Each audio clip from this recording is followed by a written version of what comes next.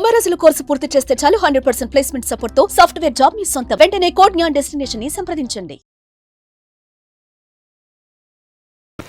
నమస్కారం ప్రియా చౌదరి గారు.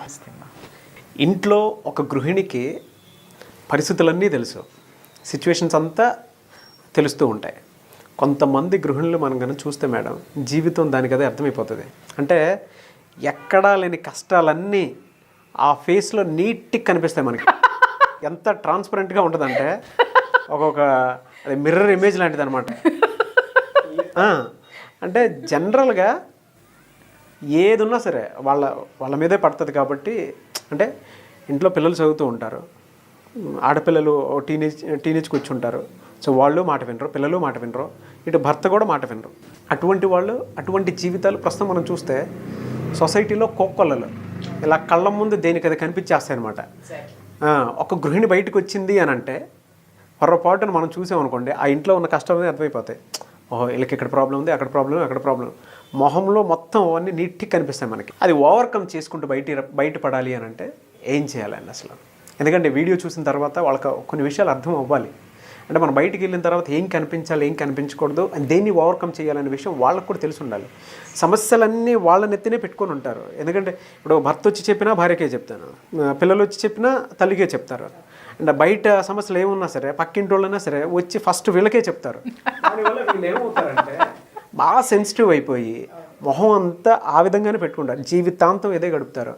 అలా ఉండకూడదు. వాళ్ళకు కూడా కొంత సుఖం కావాలి. అంటే ఈ మెంటల్ టెన్షన్స్ అన్ని పక్కన పెట్టేసి బయటకు వచ్చిన తర్వాత మనకు కూడా రెక్కలు వచ్చాయన్న ఫీల్ కలగాలి. దానికి ఏం చెప్తారు? మీరు ప్రశ్న వేస్తుంటే నేను చాలా గట్టిగా నవ్వాను. చాలామందికి పాపం కోపం వస్తుంది. ఎందుకు నవ్వానంటే ఆ సిచ్యుయేషన్స్ అన్నీ నేను కూడా ఫేస్ చేసి వచ్చాను కాబట్టి. అంటే ఇప్పుడు అవి తలుచుకుంటే అట్లా నవ్వు వస్తుంది నాకు. రైట్? నిజంగా చెప్తున్నా, ఇది మీరు ఈరోజు అడిగిన ప్రశ్న 100కి 99% గృహిణుల్లో మనకు కనిపిస్తుంది. అవును, 100కి కనిపిస్తుంది. It's true. అంటే ఒకానొక పర్సెంట్ ఎందుకు తీసేసాను అని అంటే నాలాంటి ధైర్యవంతులు ఉంటారు కదా. సమస్యలను పరిష్కరించుకునేటటువంటి సమయస్ఫూర్తి ఉన్నటువంటి మహిళలు చాలామంది ఉంటారండి. లేరని మాత్రం అనుకోకండి, అది చాలా తప్పు. అయితే నిజంగానే నేను ఒక్కటి చెప్పనా నాగరాజు గారు, ఇంట్లో ఏ పరిస్థితి వచ్చినా కూడా గృహిణి మీద ఎందుకు కనిపిస్తుంది? సంతోషమైనా ముందు ఆవిడ మొహంలోనే కనిపించేస్తుంది, బాధ అయినా ఆవిడ మొహంలోనే కనిపించేస్తుంది, తర్వాత స్ట్రెస్ అయినా కానీ ఆవిడ మొహంలోనే కనిపించేస్తుంది. మిగిలిన వాళ్ళందరికీ అంత ఉంటుంది కానీ వాళ్ళ మొహాల్లో ఎంత కనపడదు. కేవలము ఆ ఇంటి ఇల్లాల మొహంలోనే కనపడుతుంది. పడేస్తారండి నిజంగా. ఏ భర్త అయినా సరే, పిల్లలైనా సరే, ఏ సమస్య తీసుకొచ్చినా సరే వాళ్ళని ఎత్తిన పడేస్తారు. అవును, చాలా బాధేస్తుంది నిజంగా. ఇక్కడ పిటి ఏంటో చెప్పమంటారా? గృహిణికి ఉన్న చూసి బాధపడాల్సినటువంటి, మనం పడేటటువంటి పరిస్థితులు ఏంటంటే, భర్త వ్యాపారంలో నష్టం వచ్చింది అనగానే ఫస్ట్ అతను మాట్లాడే మాట ఏంటి అనంటే, ఇంకా అయిపోయింది నా పని అయిపోయింది అనేసి ఒక మాట, ఇక నేనేం చేయలేను, మనం రోడ్డు మీదకి వచ్చేసాం, ఇలాంటి పదాలు తెచ్చి ఎవరి దగ్గర చెప్తారు? భార్య దగ్గర చెప్తాడు. భార్య ఎందుకు అంత తీసుకుంటుంది చెప్పండి? భర్త చెప్పేస్తాడు. భర్త రిలాక్స్ అవుతాడా అనంటే అతను అవ్వకపోవచ్చు, కానీ అతనికి సెకండ్ థాట్లోకి వెళ్ళిపోతాడు, హౌ టు ఓవర్కమ్. లేదా కొన్ని రోజులు అతను డిప్రెషన్లో ఉంటాడు, కానీ అతని స్నేహితులు కానివ్వండి, చుట్టూ ఉన్న స్నేహితుల వల్ల కానివ్వండి, లేదా అతనుకున్న ఐడియాస్ వల్ల కానివ్వండి, మళ్ళీ అతను తాను రిఫ్రెష్ చేసుకుంటాడు, బయటకు వచ్చేస్తాడు. బట్ గృహిణి మాత్రం అక్కడే ఉంటుంది, అదే దీంట్లో ఉంటుంది. మళ్ళీ వ్యాపారం పెట్టి మళ్ళీ అలాంటి జీవన వైభవం వచ్చేంత వరకు కూడా ఆవిడ దాన్ని భయంకరంగా మోస్తారు ఆవిడ. అట్లాగే పిల్లలు లైఫ్లో ఏదైనా జరిగింది, హెల్త్ ఇష్యూ కానివ్వండి, లేకపోతే వాళ్ళ కెరీర్ ఇష్యూ కానివ్వండి, లేకపోతే వాళ్ళ లైఫ్ ఇష్యూ కానివ్వండి. ఇప్పుడు పిల్లలకి ఏదైనా డివోర్స్ అయింది అనుకుందాం, లేదా డైవోర్స్ వరకు వచ్చింది అని అనుకుందాం, లేదా వాళ్ళ కెరీర్ దెబ్బతింది అనుకుందాం, లేదా వాళ్ళు ఏదో పొరపాట్లు చేసి ఇంటి మీదకి తెచ్చేశారని అనుకుందాం. అది మొత్తం కూడా ఆ ఒక్క ఇళ్ళల్లోనే చూస్తాం. అవును, తప్పు చేసిన వాళ్ళలో కొన్ని రోజులు ఉంటుంది, తర్వాత పోతుంది, కానీ అపరాధ భావం అంతా ఈవిడ భరిస్తుంది. రైట్? తర్వాత కొన్నాళ్ళు పోయిన తర్వాత అసలు ఈ సినిమాలో కష్టాలు, మన సినిమా కష్టాలు అంటాం కానివ్వండి, ఇవాళ ఏ గృహిణినైనా సరే తీసుకోండి నాగరాజు గారు, 90% ఆ కష్టాలన్నింటినీ గృహిణి మోస్తుంది. నిజం, అది వాస్తవం. మరి ఈ గృహిణి అంత బాధంతా ఈమె ఎందుకు పడాల్సి వస్తుంది? పడాల్సిన అవసరం ఎందుకు వచ్చింది? ఇంకింతే మొయ్యాలా జీవితాంతం? ఇలాగే ఉండాలా? బియ్యం ఉండవు. ఒకానొక సిచ్యుయేషన్స్లో ఇప్పుడు ఆర్థికంగా నష్టం వచ్చింది అనుకోండి, ఆ ఇల్లు గడవడం కష్టమవుతుంది. ఇల్లు ఎలా గడవాలి, బియ్యం ఎలా తేవాలి, కూరగాయలు ఎలా తేవాలి అనేది భర్త కంటేను, పిల్లల కంటేను, ఆ ఇంట్లో ఉన్న ఇతరుల కంటే కూడా ఈవిడ మీద స్ట్రెస్ ఎక్కువ ఉంటుంది. పొద్దున్నేకి ఏం వండి పెట్టాలి నేను, 2 రోజుల నుంచి ఏం వండలేదు నేను, అయ్యో ఇది మాత్రమే పెడుతున్నాను నేను, ఇలాంటి విపరీతమైనటువంటి ఆలోచనలన్నీ ఆవిడ చుట్టూనే తిరుగుతూ ఉంటాయి.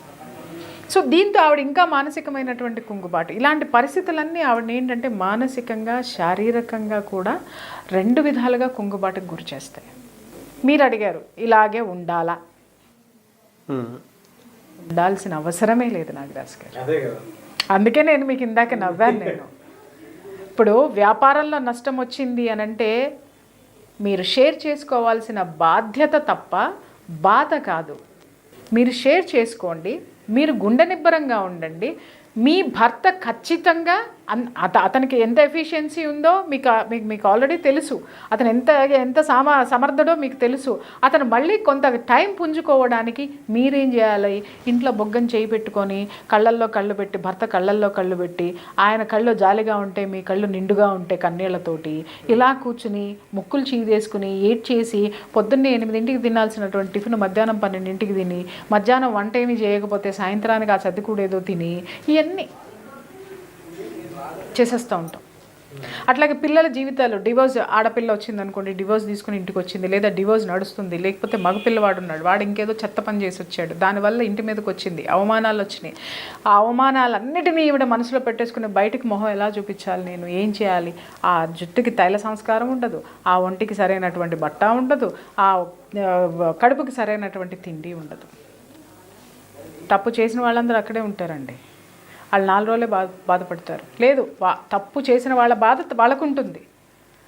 బట్ నీ స్థానం ఏంటి? నువ్వు భరించేదానివా? నువ్వు మాత్రమే భరించేదానివా? నువ్వు కూడా వాళ్ళతో పాటు బాధపడుతూ కూర్చుంటే ఈ సమస్యలు ఏ రోజుకి పరిష్కారం కావాలి? నువ్వు కూడా అదే కోవలోకి చెంది నువ్వు ఆ బాధను మొత్తాన్ని నీ నెత్తి మీద వేసుకొని నువ్వు ఆరోగ్యపరంగా కానివ్వండి, ఆహార్యం పరంగా కానివ్వండి, నువ్వు రోజు రోజుకి క్షీణించిపోతూ ఉండి దయనీయమైనటువంటి స్థితి అంతా నీ మొహంలో తెచ్చేసుకొని కూర్చుంటే మిగిలిన వాళ్ళకి ధైర్యం ఎక్కడి నుంచి వస్తుంది? ఇల్లాలు చాలా సమర్థవంతురాలండి, ఇల్లాలు చాలా ధైర్యవంతురాలండి. నిజమండి. చూడండి, భర్త కరెక్ట్గా మీరు అనాలిసిస్ చేయండి. కింద నుంచి ఒక వ్యక్తి పైకి ఎదిగాడని అనుకుందాం, ఒక చిన్న ఎంప్లాయీ నుంచి, లేదా ఒక చిన్న షాప్ నుంచి ఒక పెద్ద కోట్లు సంపాదించే స్థాయి వరకు వెళ్ళాడు అనుకుందాం. అది ఎవరు గొప్పతనం చెప్పండి? ఎట్లా చెప్పండి? ఏ విధంగా? మెంటల్ స్ట్రెస్ని ఎక్కడ తనే తీసుకుంటుంది తప్ప భర్తకి ఎప్పుడు ఇవ్వదు. అది ఒక్కటి మాత్రమేనా?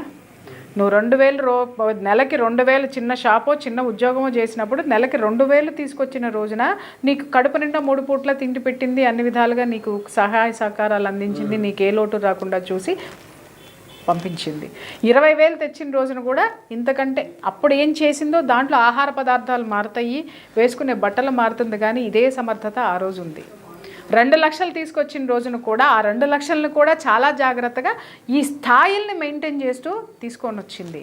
తర్వాత నువ్వు 2 కోట్లు తీసుకొచ్చి ఇచ్చిన రోజున కూడా ఆవిడ అదే స్థాయిని మెయింటైన్ చేస్తూ వచ్చిందంటే ఆవిడ good financial manager, okay, good administrator, good leader. ఇక్కడ ఏంటంటే ఆవిడ ఎలాంటి లీడర్ అంటే బాధ్యతాయుతమైనటువంటి లీడర్ ఆవిడ. ఇవన్నిటిని బాధ్యతగా తీసుకుంటుంది తను. ఇంత గొప్ప స్త్రీ ఒక్కసారి అంటే ఆవిడ ఏం చదువుకున్నా అదే పని చేస్తుంది, చదువుకోపోయినా అంతే సమర్థత ఉంటుందండి. చాలా క్వాలిటీస్, గ్రేట్ క్వాలిటీస్ ఇవి విమెన్లో. చదువు అనేది దానికి ఎట్టి పరిస్థితుల్లోనూ మెజర్మెంట్ కాదు. బట్ ఒక కష్టం రాగానే ఆ కష్టం మొత్తం ఈవిడ మొహంలో కనిపించేస్తాను. అవును. ఇంత సమర్థవంతురాలు కష్టం వచ్చినప్పుడు ఆ కష్టాన్ని సమర్థవంతంగా ఎలా ఎదిరించాలా అనేది ఆలోచించడం అనేది మాత్రం ఇక్కడ ఆపేస్తుంది. అసలు నీ ప్రయాణం ఇక్కడి నుంచి మొదలవ్వాలి. ఇంట్లో ఒక సమస్య వచ్చింది, తలెత్తుకోలేని సమస్య వచ్చింది అనుకుందామా, 4 రోజులు దీని నుంచి ఎలా ఓవర్కమ్ అవ్వాలా అని ఆలోచించాలండి. ఎలా ఉండాలి? ఏదో ముతక గుడ్డ కట్టేసుకుని చింకిరి జుట్టేసుకుని ఏ రోజు దూకున్నామో తెలియదు, ఏ రోజు తిన్నామో తెలియదు, ముఖాన బొట్టుందో లేదో తెలియదు. అప్పటి వరకు మహాలక్ష్మిలాగా ఉండే ఆవిడ ఎట్టయిపోతుందో అర్థం కాదు. ఇంట్లో ఏం జరుగుతున్నాయో తెలియదు, ఏ వస్తువులు ఎక్కడ పడితే అక్కడ పడేసి ఉంటే ఎంత నిర్లక్ష్యం ఇంట్లో కనిపిస్తుందంటే, ఎంత అలక్ష్మి ఇంట్లో కనిపిస్తుందంటే, ఎంత దరిద్రం తాండవిస్తుందంటే. ఎప్పటి నుంచి తాండవిస్తుందో చెప్పమంటారా? వ్యాపారంలో నష్టం వచ్చి 4 నెలలు అవుతుంది, కానీ చెప్పిన క్షణం నుంచి తాండవిస్తుంది. అది ఇంట్లో రివీల్ అయిన దగ్గర నుంచి. అట్లాగే ఒక సమస్య మీదకి వచ్చింది అని అనుకుందామండి, ఆ నిమిషం నుంచి ఆ లక్ష్మి ఆ ఇంట్లో తాండవించేస్తుంది. కారణం ఏంటి అని అంటే అది నువ్వు ఎంత సమర్థవంతురాలివి. ముందు ఈ పిచ్చయి మానేసేయండి. అన్నం తినకపోవడము, తర్వాత దాన్ని ఏమంటారు, ఆ అపియరెన్స్ ఏదైతే ఉందో మిమ్మల్ని మీరు ఒక దాన్ని ఏమంటారు, లేమితనాన్ని సూచించుకోవడము. కొంతమంది ఆడాళ్ళు ఉంటారండి బాబు, అసలు స్నానం ఎప్పుడు చేస్తారో తెలియదు, అసలు చేస్తారో లేదో తెలియదు. ఇవాళ చూసిన చీర రేపు సాయంత్రం దాకా ఉంటుంది. ఆ ముఖం ఆ జుట్టు ఎట్లా ఉంటుంది అని అంటే దానికి ఒక తైల సంస్కారం ఉండదు, అట్లాగని తలంటు పోసుకునేది ఉండదు. అంటే ఇంట్లో పరిస్థితులు అండి లేవనివ్వట్లేదు. కూర్చొని యూట్యూబ్లు మాత్రం బాగా చూస్తూ ఉంటారండి. టీవీలో సీరియళ్ళు మాత్రం బాగా చూస్తూ ఉంటారండి. కానీ వీళ్ళు స్నానాలు చేయడానికి తలకాయకి నూనె రాసుకుంటానికి తల సంస్కారం చేసుకుంటానికి, ఇల్లు నీట్గా పెట్టుకుంటానికి మాత్రం ఇల్లు పరిస్థితులు ఇలా ఉన్నాయండి. దేనికి ఇంపార్టెన్స్ ఇస్తున్నావు నువ్వు చూసే సీరియల్ నీకేంది వినిపిస్తుంది? నిన్ను లేజీగా కూర్చోమని చెప్తుంది. చేయకండి అట్లాగా. మీరు చేయాల్సింది ఏంటి అని అంటే, మీరు ఇంతకుముందు మీరు ఎలా ఉన్నారో ఫస్ట్ మీరు శుభ్రంగా ఉండండి, మీరు చక్కగా ఉండండి, ఇల్లుని శుభ్రంగా ఉంచండి, ఇంటిని చక్కగా పెట్టండి. కొన్ని పరిస్థితులు కర్మ సిద్ధాంతాన్ని చాలామంది నమ్ముతారు. మా టైం బాగలేదు అంటారు. టైం ఏంటి చెప్పండి? ఏం టైం బాగాలేదు? రాహు వచ్చాడా, కేతు వచ్చాడా, ఏదో నక్షత్రం దూకిందా, లేకపోతే వీడు పారిపోయాడా, ఆ గ్రహం గంతులేసిందా, ఈ గ్రహం డాన్సులేసిందా, ఇవన్నీ వింటారు కదా మీరు. కాబట్టి బాగాలేదని అంటారు కదా. గ్రహాలు కదా చేసింది, మీరెందుకు ఇట్లయితున్నారు? Psychologically you are inviting those hurdles, you are inviting that కర్మ మీ దగ్గరికి రాలేదండి. కర్మ వస్తుందని ఎవడో చెప్పాడు కాబట్టి మీరు స్వీకరించారు. అప్పులు అయిపోయినాయండి, కానీ ఆ అప్పులు తీర్చగలిగేటటువంటి సామర్థ్యం మీలోనే ఉందని మర్చిపోయి అప్పుల్ని మాత్రమే స్వీకరించారు కాబట్టి అప్పులు అలాగే ఉన్నాయండి. మీ పిల్లల జీవితాల విషయంలో ఏదో వచ్చింది, జరగకూడదు జరిగింది అని మనం అనుకున్నామండి. ఎందుకు అయ్యింది అనేటటువంటి వాళ్ళ జీవితం అంతకు మించి బెటర్గా మీరు ఆలోచించలేకపోతున్నారు కాబట్టి మీరు ఇలా, మీ ఇల్లంతా ఇలా ఉంది, మీరంతా ఇలా ఉన్నారండి. You are inviting those hurdles. మీరు వాటిని స్వీకరిస్తున్నారు. మీరు ఎన్నాళ్ళు ఇలా మంచి రోజులు వస్తాయండి, 14వ తారీఖు నుంచి బాగుంటుందని పంతులు గారు చెప్పారండి. ఆ 14వ తారీఖు ఎప్పుడు ఉంటుంది? 6 నెలల తర్వాత ఉంటుంది. 14 రోజులు నువ్వు నీ ఇంటిని, నిన్ను, నీ మనస్తత్వాన్ని పర్ఫెక్ట్గా, ఒక ఆలోచనాత్మకంగా, ఒక ఆశాజనకంగా నువ్వు పెట్టుకుని ఒక 14 రోజులు నీ ఇంటిని సుందరంగా తీర్చిదిద్దుకో, నీ పరిస్థితుల్ని చక్కబెట్టుకో, ఒక పాజిటివ్ వైబ్రేషన్స్ని, ఒక పాజిటివ్ ఆలోచనల్ని నువ్వు నీ ఇంట్లో ప్రసరింపచేయి. 14 డేస్లో నీకు నీ హర్డిల్స్ ఏమైతే ఉంటాయో వాటికి సంబంధించినటువంటి పాజిటివ్ వైబ్రేషన్స్ నీ ఇంట్లో రావటం మొదలు పెడతాయి. చూడండి, దయచేసి కర్మలు ఉన్నాయి కానీ జాతకాలని నమ్మకండి. మీ తలరాతని మీరు మార్చుకోగలరు. సింపుల్గా ఒక విషయం చెప్తాను నాగరాజు గారు. మార్కండేయుడికి 16 సంవత్సరాలు వచ్చేసరికి మృత్యువు ఆయనకి రాసిపెట్టి ఉంటుంది. అందరూ అదే చెప్తారు. ఏం చేశాడండి? మొత్తం అది తప్పదు, యముడు కూడా వస్తాడు తీసుకుపోతానంటాడు. పరిగెట్టి ఏం చేశాడండి? శివుణ్ణి కౌగిలించుకున్నాడు. శివుడు ఏం చేశాడండి? తలరాతని శివుడు మార్చాడా? శివుడు మార్చలా, మార్కండేయుడు మార్చుకున్నాడు. శివుడు కోసం ప్రయత్నించాడు, శివుడిని ప్రార్థించాడు, శివుడు కోసం అహర్నిశలు తపస్సు చేశాడు. శివుడు వచ్చాడు. ఆ వచ్చేటంతగా అతను ఆ హృదయంలో నుంచి ఆ విధంగా శివుడిని పిలిచాడు, వచ్చేంతగా పిలిచాడు.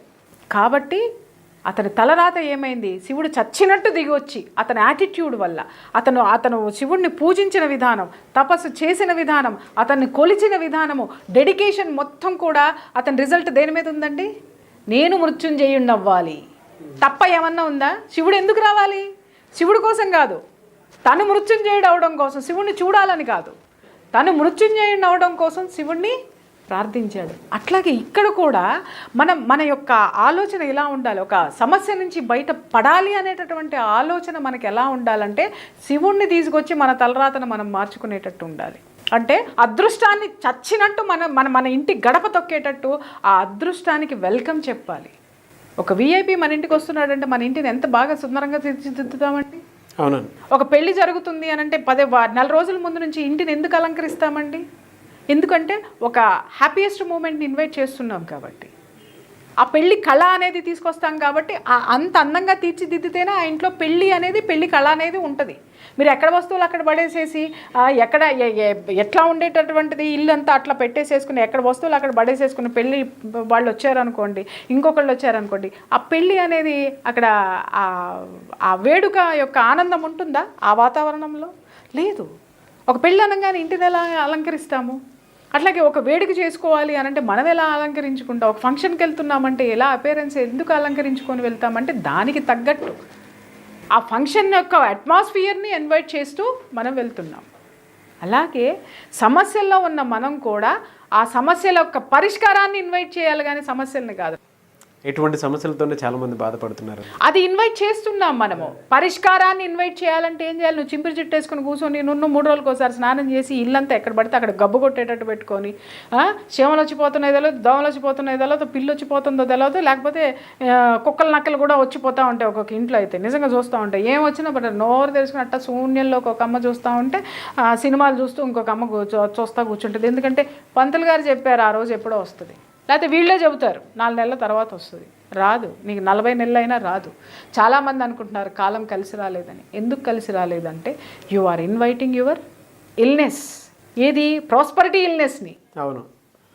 దాన్ని నువ్వు ఇన్వైట్ చేసుకుంటూ నాకు కలిసి రాలేదని ఎలా చెప్తావు? నువ్వు ఉద్యోగానికి వెళ్తున్నావు అని అంటే ఉద్యోగానికి తగ్గట్టు వెళ్తేనే కదా వాడు నీకు ఉద్యోగం ఇస్తాడు. అట్లాగే అదృష్టం నీకు రావాలి, సమస్యలకు పరిష్కారం నీకు కావాలంటే ఆ పరిష్కార దిశగా నిన్ను నువ్వు మలుచుకుంటేనే కదా. నువ్వు వెల్కమ్ చెప్పాలి కదా వాటికి. ఆ పరిష్కారానికి వెల్కమ్ చెప్పకుండా సమస్యలకు వెల్కమ్ చెప్పేటటువంటి వాతావరణాన్ని మీరు ఇక్కడ సృష్టించుకుంటున్నారు. దాంట్లో నుంచి బయటికి రండి. ఆ ఫాల్స్ థింకింగ్లో నుంచి బయటికి రండి. మిమ్మల్ని మీరు చక్కగా పెట్టుకోండి, నీట్గా పెట్టుకోండి, ఇల్లు నీట్గా పెట్టుకోండి, మీ ఆలోచనలు నీట్గా పెట్టుకోండి, మీరు నీట్గా ఉండండి.